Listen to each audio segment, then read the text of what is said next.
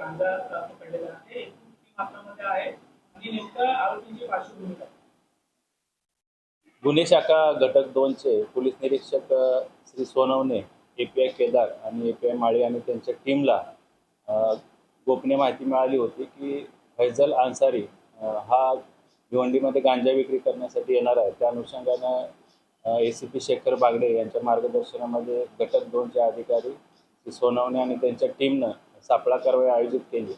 त्यामध्ये फैजल अन्सारी आणि त्याच्यासोबत अनवर अन्सारी आणि अब्दुल अन्सारी अशी 3 इसमांना ताब्यात घेण्यात आलं.